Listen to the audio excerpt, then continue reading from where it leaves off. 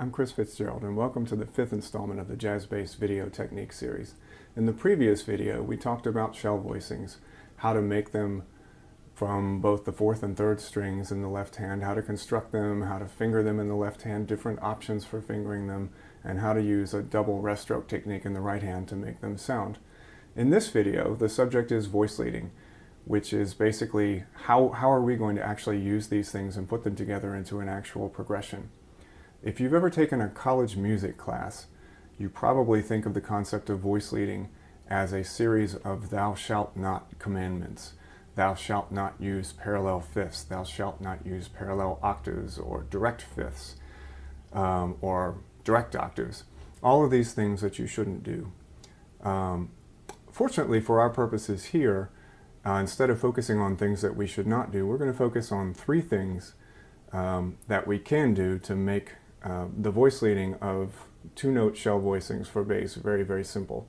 The idea is to create a system which will basically take care of all the voice leading for us, which will enable us to just focus on executing the voicings themselves.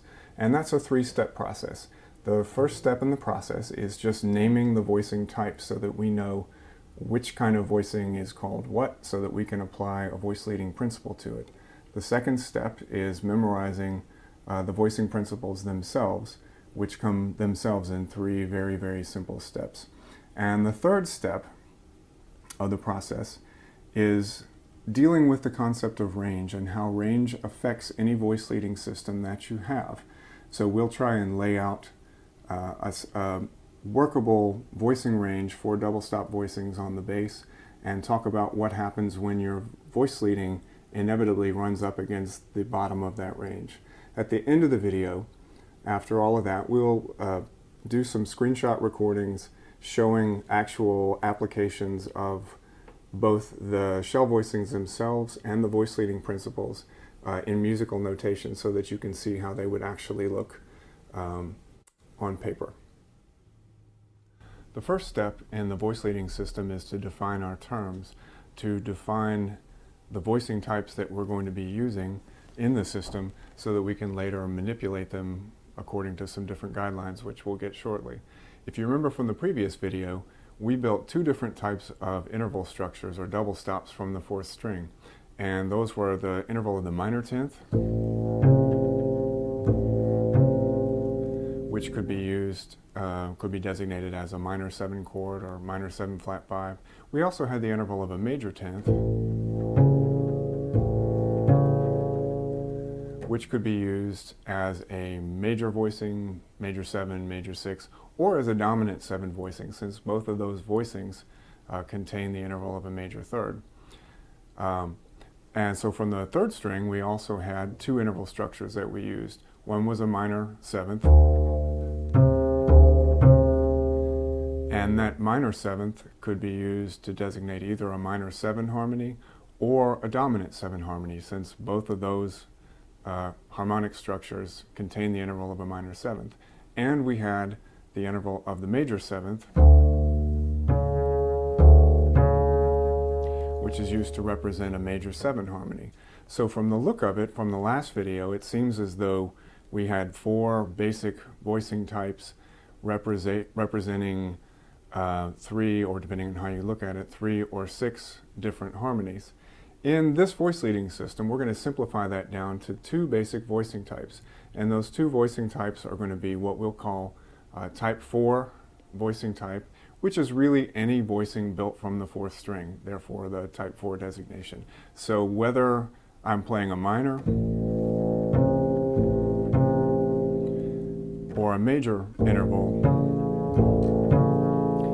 no matter whether that interval or double stop is meant to represent a minor chord or a major chord or a dominant chord, we're going to refer to those in this system as a type 4 voicing.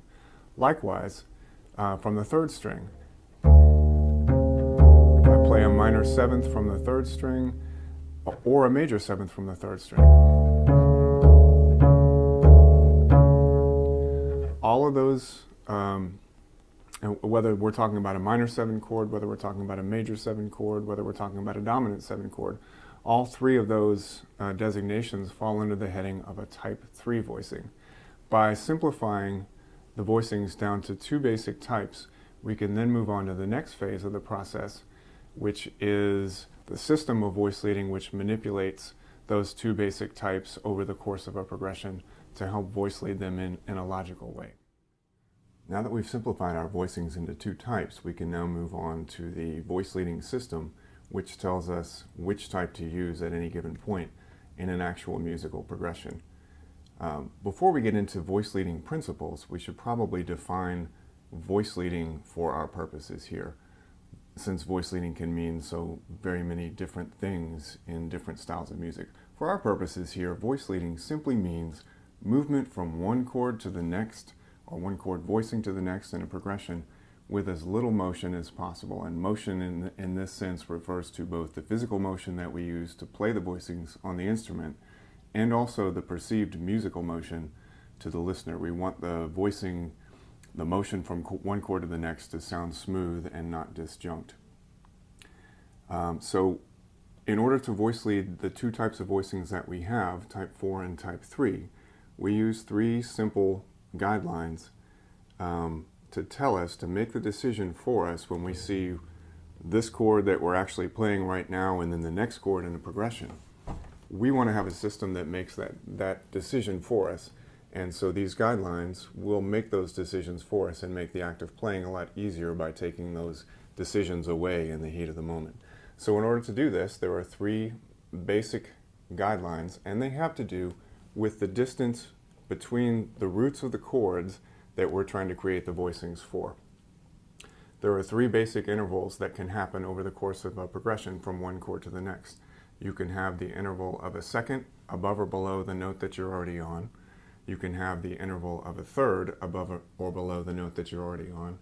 And you can have the interval of a fourth above and below the note that you're already on. And each one of these intervals from one chord root to the next has a different guideline or principle to tell us whether we should stay on the same voicing type we're on or whether we should switch to the next or a different voicing type.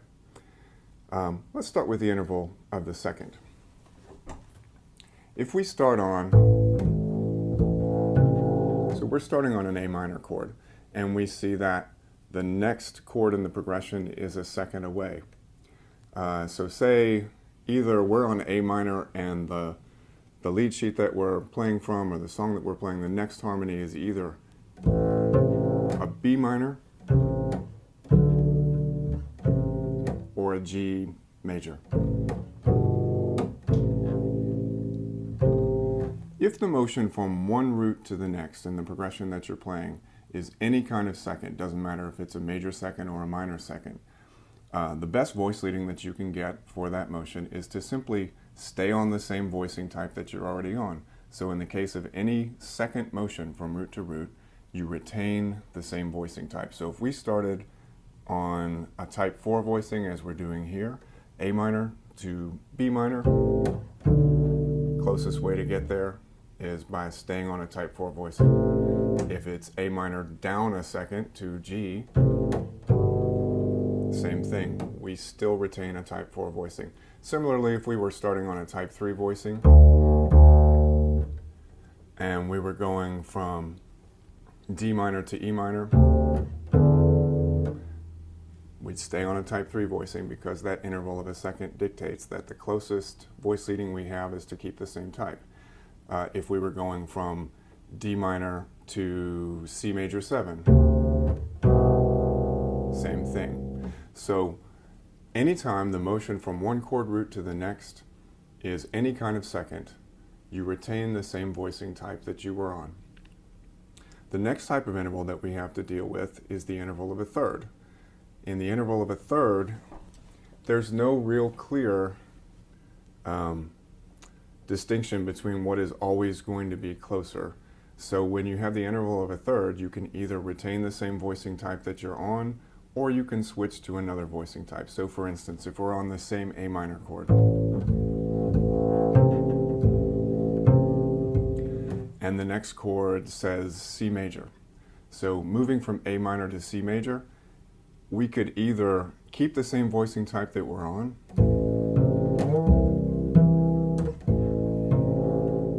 and that provides relatively smooth voice leading.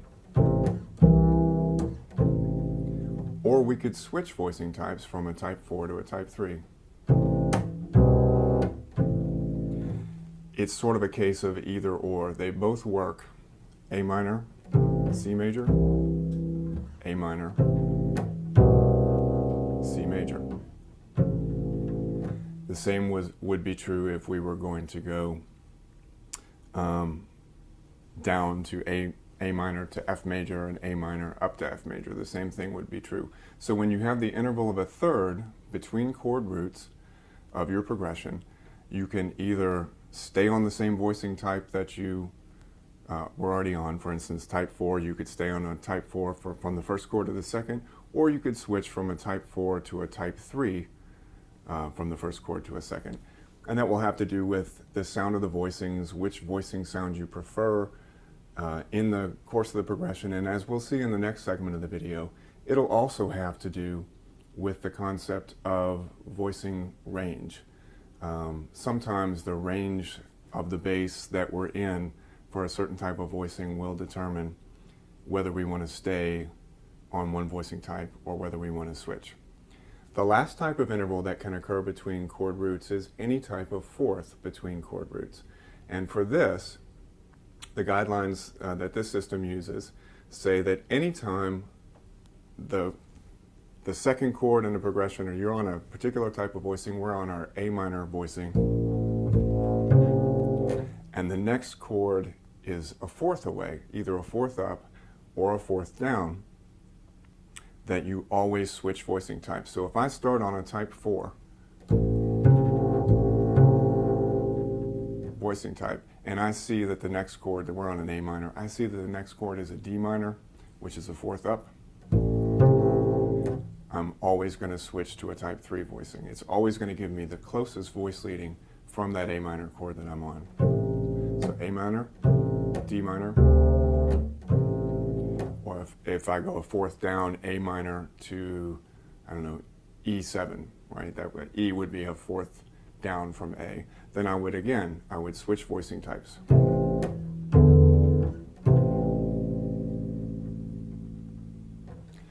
So, in summary about the voice leading guidelines, there are 3 basic interval types that we deal with. Seconds above or below the note that you're already on, thirds above or below the note that you're already on, and fourths above or below the note that you're already on. So the guidelines go like this, and we'll review them again when we get to the screenshot recordings and looking at things in musical notation. But the guidelines go like this, and they're very easy to memorize. If the motion from one chord root to the next is any type of second, then you always retain the same voicing type. That will give you the best voice leading. If the motion, the distance from one chord root to the next is any type of third, you can either retain the same voicing type that you're on, or you can switch to the opposite voicing type. And if the distance from one chord root to the next is a fourth, either above or below, you always switch from one voicing type to the next, unless you're dealing with a range consideration. So those are the 3 basic voice leading principles. It all has to do with how quickly you can analyze the distance from one chord root to the next. And then once you have determined how far is it from this chord root to this chord root, the system makes a decision for you about, should I stay on this type, should I switch to the other type? And having that decision made for you enables you to improvise more freely and with more of your brain power intact, because it's one less thing you have to think about, one less decision you have to make. In the next section, we will talk about issues having to do with voicing range and how that affects and occasionally breaks our voice leading principles. The concept of voicing range is very simple in essence. It asks the question, in what range of the instrument does each type of voicing sound best? Does it speak most clearly, and is it ergonomically feasible to play? Voicing range is obviously a subjective subject, so that what sounds good to one person may not sound good to another person. But for our purposes, I'll describe what I use as my functional voicing range for double stops on the bass, and of course you can make your own, you can make the decision for yourself where if you want to tweak that or not. This is just a very general guideline about what I tend to use when I make double stops. For type 4 voicings, which is the interval of a tenth, I try not to use anything that goes lower than the note G. So there's the major tenth G, the minor tenth G. For me, when I go below that, I tend to feel that the sound gets too muddy. It's certainly usable, it's thick, but to me it's often too muddy to be usable, especially if I'm playing with other musicians. It really makes intonation between the bass and the other instruments more difficult, and just puts more thickness on the bottom of the texture than I actually like. So I tend to not, in general, the rule gets broken occasionally sometimes of course, but in general I try not to play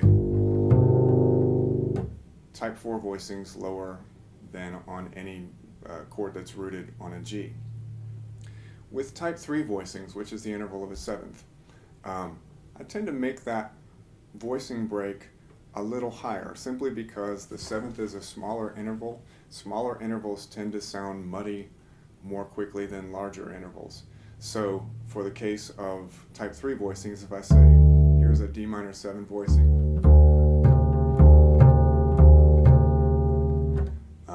I don't like to go any lower than the D. I feel like the sound starts to get muddy pretty quickly below that.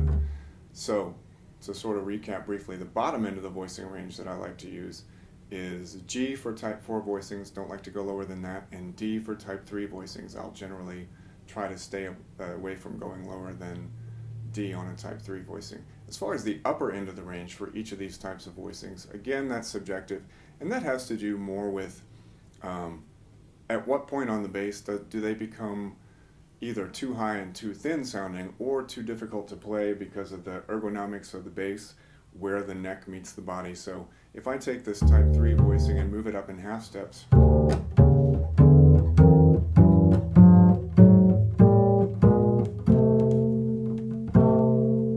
at this point I'm already up into a thumb position on the bass.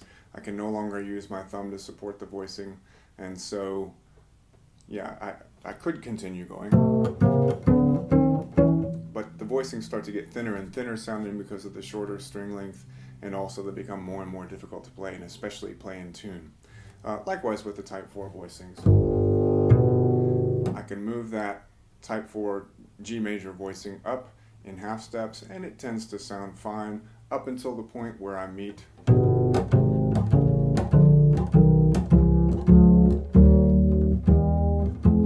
right about here, where I can no longer have my thumb on the back of the neck because the body has met the bass.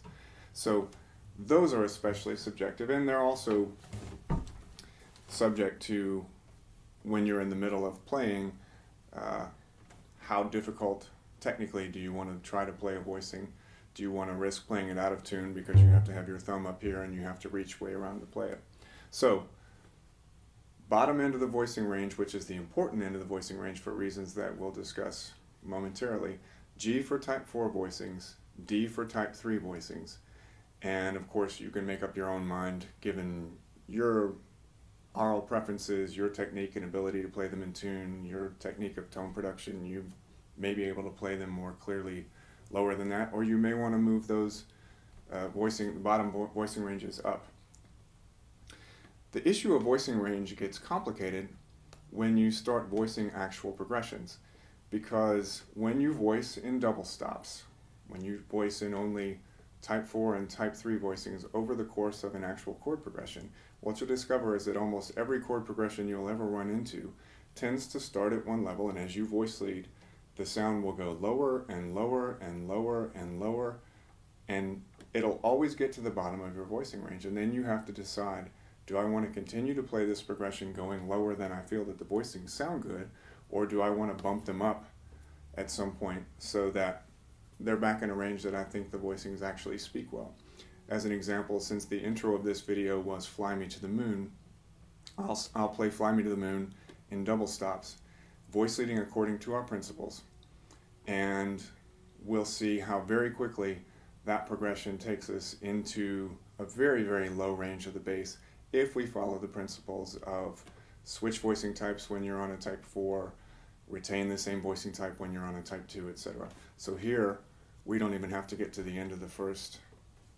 By the time we get to the end of the first 8 bars, we're already as low as you can possibly go on the bass, and the song is just beginning. So here we go. A minor, D7, switch to a type 3. Sorry, D minor, switch to a type 3. G7, switch back to a type 4. C major, switch to a type 3. F major, switch to a type 4. B half diminished, switch to a type 3. E7, switch to a type 4. A minor, switch to a type 3. And at this point, where is the D minor voicing? It's off the bottom range of the bass, or you have to jump all the way up here.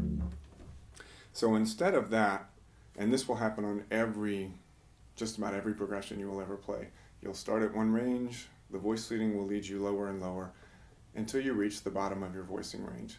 So what I try to do, once I reach the bottom of my voicing range, is institute what I call a range break. Normally, when I get to this certain point, I'm on a type 4 voicing, and the voice leading principle tells me, oh, switch to a type 3.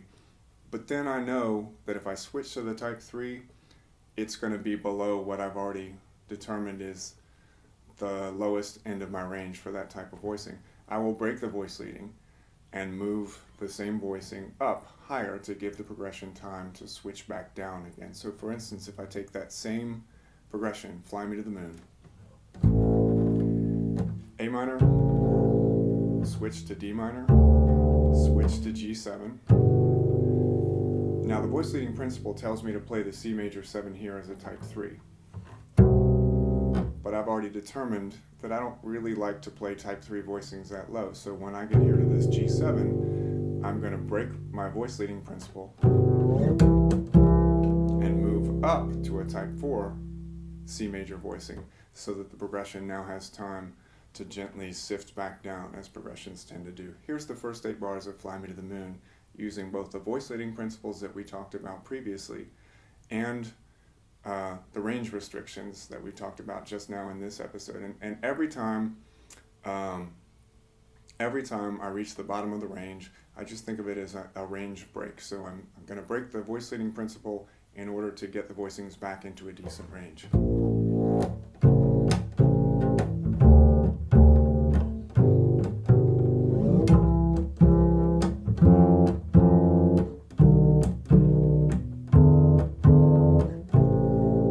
Notice that the progression, once it got back up into this range, once I did the range break between the G7 and the C major, it had room to sift back down, and now I'm back on the A minor chord again. The progression would continue this way.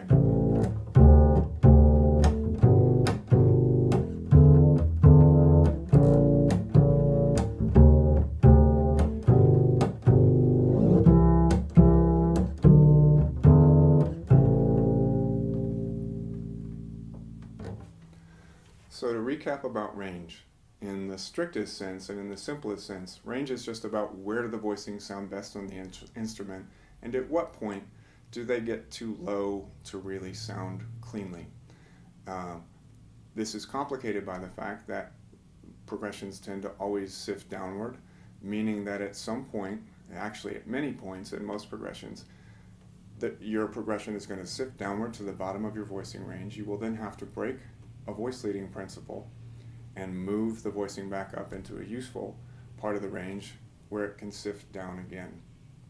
In the next segment of the video, we're going to do some screenshot recordings where you're actually looking at the voicing types, the voice leading principles, and the range restrictions and range breaks in actual musical notation so that you can get a visual representation of how this whole system works. And you see that the progression itself goes A minor, D minor, G7, C major, F major, B half diminished, E7, A minor. And that so far in the progression, everything from the distance from each root to the next is a fourth. So according to the voice leading system, everything should be switching from one type to the next. However, when you see how the system actually works with the voice leading in place, we do start on a type 4, we switch to a type 3, then back to a type 4.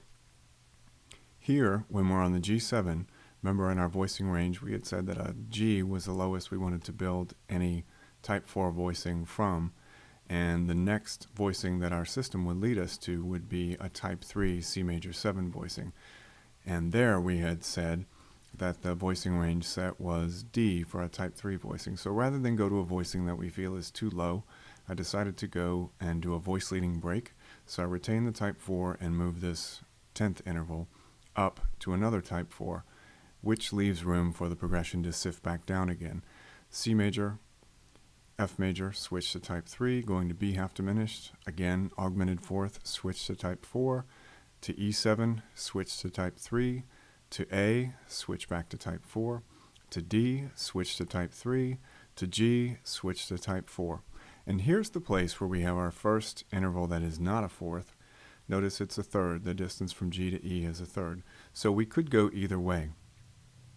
Due to voice leading range, most of the time when I have a choice, in other words, when I have the interval of a third from one root to the next, since I know that voice leading principles tend to lead the progression in a downward movement, when I have a choice of going either up or down, of either staying on one type or moving to the other type, I'll choose whichever option takes the voicing up. So in this case, I could have gone, stayed on a type 4, which would have taken me all the way down to the open strings, or switched to a type 3, which would take me up higher. So obviously, given that choice, I chose to go higher. So G to E, switch to a type 3, E to A is a fourth, switch to a type 4, A to D is a fourth, switch to a type 3, D to G is a fourth, switch to a type 4. Here again at the same place, the G is the very bottom of the range.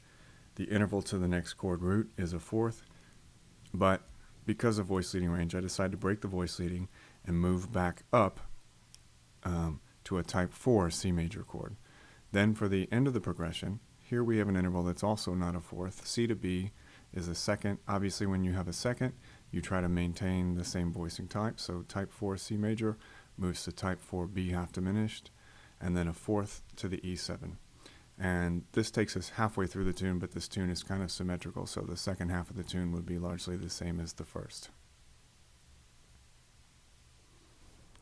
So at this point, we've outlined the entire voice leading system, the entire three-part system. We have identified the two types of voicings that we use. We have outlined a set of voice leading principles and guidelines to help move these two voicing types through actual chord progressions. And we've talked about the issue of voicing range, both in terms of what sounds best for the voicings and how it affects the voice leading guidelines that we've established. The system, if you learn to use it over a course of many, many different songs, will allow you, as I've said somewhere else in this video, will allow you to have a lot of voice leading decisions taken off your plate when you're in the heat of battle, in the moment of improvisation. And allow you to just focus on executing the ideas on your instrument using double stops where you feel they may fit. You just sort of kick the mental system software in and let it go, and you can focus on just executing the musical ideas that you have for the music that's happening in that moment. That's it for this episode. Thanks for tuning in, and I hope to see you next time.